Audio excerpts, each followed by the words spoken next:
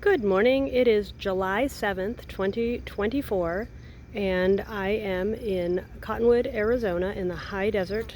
And I'm going to talk just a little bit about a few things that will help be able to garden in the heat. So we have a week right now where we're not getting monsoon rains, and it's about 105 to 110 every day here.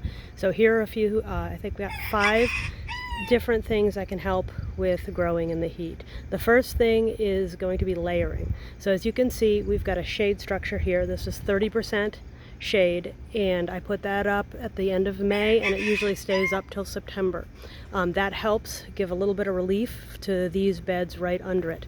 The other thing is, like this bed over here has an additional layer. That's a 50% shade cloth, and under here I'm actually growing cucumbers, and that's working. So you can grow things that wouldn't normally grow in the heat if you have enough layering. The other thing you can do for layering is putting up things like these giant sunflowers. They're providing shade for the hotter part of the days to some of these. These tomatoes over here, I used to prune them, but now I let them grow because all of that greenery also provides shade. Over here, you'll see this is a big ash tree. There's shade from that. This pomegranate tree. Just think about where there are areas in your garden setup that shade can be used for the summertime. These chickens have their roofs. They also have 50% shade all around them, so I built them kind of like a cool little screen porch in here. 30% up above. There's quail over here, and they've actually been faring pretty well in this heat. So this is working. Okay, the next thing that you want to consider is also your varieties. So you want to be planting things that can survive in the heat. So some of my favorites are over here. I've got a couple beds of sweet potatoes. There's summer squash. This is a whole bunch of cantaloupe, watermelon, tomatoes. The eggplants are great, peppers.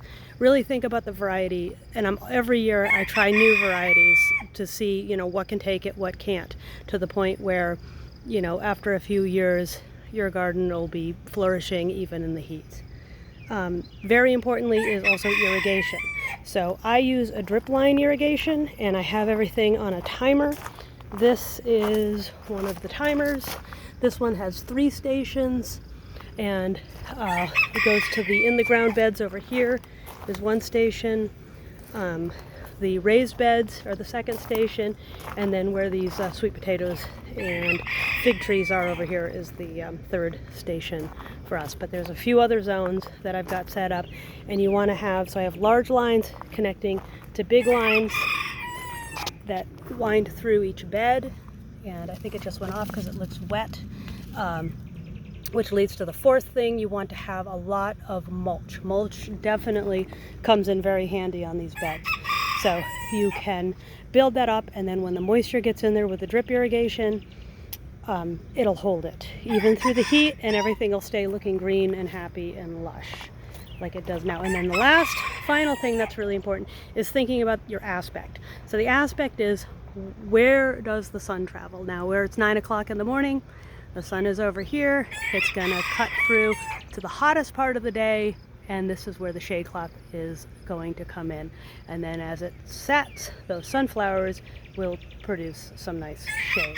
So think about the aspect, think about your mulching, your irrigation, what varieties, and then layering with different levels of shade.